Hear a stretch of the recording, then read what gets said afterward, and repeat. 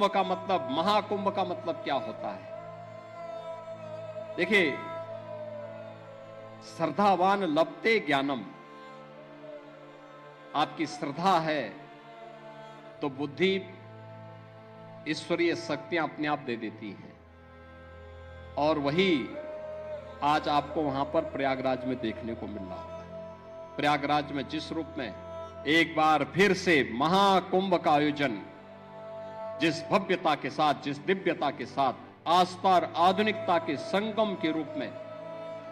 प्रयागराज की धरती में देखने को मिल रहा है, मैं आप सबसे भी कहूंगा, एक बार जाकर के, त्रिवेणी में जाकर के, अयोध्यावासी तो मां सरयू का यहां पे स्नान करते होंगे, यहां पे मां सरयू का आशीर्वाद से यह कृपा तो उन पर बनी रहती है। संगम में जाकर के एक बार जरूर देखिएगा व्यवस्था कैसे होनी चाहिए, कैसे सिस्टम अपने आप पूरी व्यवस्था को आगे बढ़ाता है, और सनातन धर्म का गौरव कैसे आगे बढ़ेगा। इन सब का एक मूर्त रूप आपको वहां पर भी देखने को मिलेगा। इस अवसर पर मैं आप सबको आज प्रतिष्ठा द्वादशी की, आने वाले 14 जनवरी को मकर संक्रांति की, और 13 जनवरी से 26 फरवरी तक महाकुंभ का जो आयोजन प्रयागराज की धरती पर आयोजित हो रहा है, इस पूरे आयोजन के प्रति भी मैं आप सबको हृदय से अभी से बधाई देता हूं, अपनी शुभकामनाएं देता हूं, और विश्वास व्यक्त करता हूं कि आप भी प्रयागराज जाकर के एक बार त्रिवेणी में जरूर पावन संगम पे डुबकी लगा करके पुण्य के भागीदार बनेंगे। आप सबके प्रति मेरी मंगलमय शुभकामनाएं। श्री राम जन्मभूमि तीर्थ न्यास को आयोजन के लिए हृदय से धन्यवाद देते हुए अपनी वाणी को देता हूं विराम। मेरे साथ बोलेंगे जय जय सीताराम।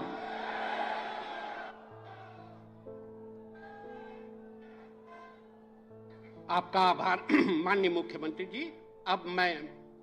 व्यवस्था, बहनों और भाइयों, राम काज के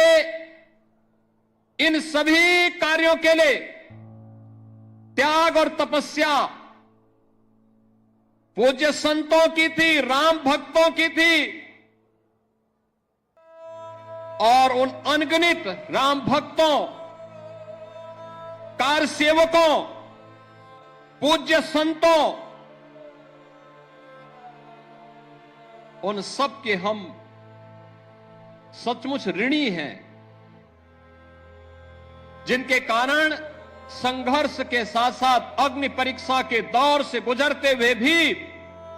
वे अपने मार्ग से कभी विचलित नहीं हुए। और राम जन्मभूमि देश का एक ऐसा आंदोलन है, 500 वर्षों में, अगर आप 500 वर्षों में 1528 से लेकर के 6 दिसंबर 1992 तक के इतिहास को उठा करके देखेंगे तो हर 15 से 20 वर्ष के अंतराल में हिंदू समाज फिर से संघर्ष करने के लिए, अपनी जन्मभूमि को वापस प्राप्त करने के लिए, अपने प्रभु की जन्मभूमि को वापस प्राप्त करने के लिए निरंतर कार्य करता रहा, संघर्ष करता रहा। जिस भाषा में शासन तंत्र समझता था, उस भाषा में उन्हें समझाने के लिए वह कार्य कर रहा था। और अंततः यह अवसर आया जब पूज्य संतों के सानिध्य में राष्ट्रीय स्वयंसेवक संघ के नेतृत्व में सरदेव अशोक सिंघल जी जैसे युग दृष्टा नेतृत्व इस आंदोलन के साथ जुड़ता है, जिन्होंने कभी मान अपमान की चिंता नहीं की। एक ही ध्येय था, हर हाल में राम जन्मभूमि वापस हिंदुओं को प्राप्त होना चाहिए, रामलला का भव्य मंदिर का निर्माण होना चाहिए। सचमुच बोलने के लिए शब्द नहीं है, हम सबका मन भावुक हो जाता है, भाव विभोर हो जाते हैं, हम भाव विह्वल हो जाते हैं जब इस पूरे इतिहास को देखते हैं। उस आंदोलन को नजदीक से हम लोगों ने जब देखा, और आज जब यह परिणाम हम सबके सामने आता है, तो खुशी इस बात की होती है कि हम सब सौभाग्यशाली हैं। याद करिए, और मेरे लिए इसलिए भी सौभाग्य का विषय है कि हमारी 3 पीढ़ी उस अभियान के साथ जुड़ी रही। पूज्य महंत दिग्विजय नाथ जी महाराज को मैं नहीं देख पाया था, लेकिन अपने पूज्य गुरुदेव से जो मैं सुनता था, और मुझे याद है जब 2014 में मेरे पूज्य गुरुदेव अपने अंतिम यानी उनके अंतिम श्वास चल रही थी,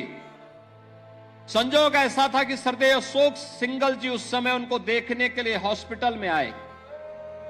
और अंतिम बातचीत भी उनकी सरदेव अशोक जी के साथ ही। काफी देर तक वह देख रहे थे, अशोक जी की तरफ देख रहे थे, और अंत में एक ही बात उन्होंने कही। मैं देख रहा था उस दौरान वो कई दिनों से किसी से बोल नहीं रहे थे। अशोक जी को भी काफी देर तक, लगभग 1 घंटे तक वह देखते रहे, एक तख्तगी लगाओ निगाहों से देखते रहे, और अंत में उन्होंने अशोक जी को सामने बुलाया, कहा क्या राम जन्मभूमि का मंदिर बन जाएगा ना? तो अशोक जी ने कहा जरूर बनेगा, आप एक बार थोड़ा स्वस्थ होइए, जरूर बनेगा, जरूर बनेगा। और यही आश्वस्त के बाद कुछ ही दिन के बाद उन्होंने अपनी भौतिक देह का विश्राम कर दिया था। बहनों और भाइयों, बाबा अभिराम दास जी हों, पूज्य परमहंस रामचंद्र दास जी महाराज रहे हों, शंकराचार्य की परंपरा रही हो, रामानंदाचार्य की परंपरा रही हो, रामानुजाचार्यों की परंपरा रही हो, पूज्य संतों की एक अविरल परंपरा रही हो, या फिर राष्ट्रीय स्वयंसेवक संघ से जुड़े हुए यशस्वी नेतृत्व का ये पूरा अनवरत सिलसिला चलता रहा, लगातार चलता रहा, और आज हम सब यहां पर इस बात का एहसास कर रहे हैं कि राम जन्मभूमि के लिए जो ये आंदोलन चला था, आज वो एक सार्थक लक्ष्य की ओर आगे बढ़ते हुए किस रूप में जा रहा। जो भी अयोध्या आता है, कोई भी आता है, दुनिया के अंदर कोई भी आता है, वह व्यक्ति अभिभूत होकर के जाता है। जिसने 5 वर्ष पहले, 10 वर्ष पहले अयोध्या देखी होगी, आज जब अयोध्या आता तो उसको पहचानने में कठिनाई होती, कहता वाह, अयोध्या तो अब त्रेता युग का एहसास करा रही है। और हम कह सकते हैं अभी 1 साल 2 साल और देखें, जब ये पूरा परिसर, राम जन्मभूमि का पूरा परिसर अपने भव्य रूप में आएगा, तो दुनिया का सुंदरतम नगर के रूप में, सबसे आध्यात्मिक, सबसे धार्मिक, पुरी के साथ साथ धाम के रूप में, दुनिया की सबसे वैभवशाली नगरी के रूप में हमारा अयोध्या धाम विकसित होने जा रहा है, उस ओर आगे बढ़ रहा है। श्री राम जन्मभूमि तीर्थ क्षेत्र न्यास ने पिछले 4 वर्ष के दौरान न दिन देखा, न रात देखा, न धूप देखी, न बरसात देखी, सबकी परवाह, किसी की भी परवाह के बगैर केवल एक ध्येय के साथ कि रामलला की प्राण प्रतिष्ठा के कार्यक्रम के साथ जुड़ने के साथ ही मंदिर को भव्य स्वरूप देकर के कोटि कोटि राम भक्तों के अनुरूप यहां पर उस प्रकार की व्यवस्था देना, और उसके लिए न्यास निरंतर निरंतर अहर्निश लग करके उसके लिए कार्य कर रहा है। बहनों और भाइयों, भक्तों की इच्छा के अनुरूप भले ही वहां पर सुविधाओं को आगे बढ़ाने का काम जिस मजबूती के साथ चल रहा है, पूरा परिसर एक बार भव्य रूप में आ जाएगा, तो सचमुच सनातन धर्म के धार्मिक स्थलों को किस रूप में भव्य होना चाहिए, वह दृश्य श्री राम जन्मभूमि का यह भव्य मंदिर सनातन धर्म के सभी स्थलों के लिए एक नई प्रेरणा का केंद्र बिंदु बनने वाला है, और उसके लिए हम सबको अपने आप को तैयार करना। आज का जब हम यहां पर प्रतिष्ठा द्वादशी के अवसर पर आए हैं, तो बहनों और भाइयों, हमारे सामने बहुत सारे लक्ष्य हैं। एक चीज हम सबको इस बारे में ध्यान रखना होगा, और वह इस बात को लेकर के रखना होगा कि किन कारणों से, वे कौन सी परिस्थितियां थी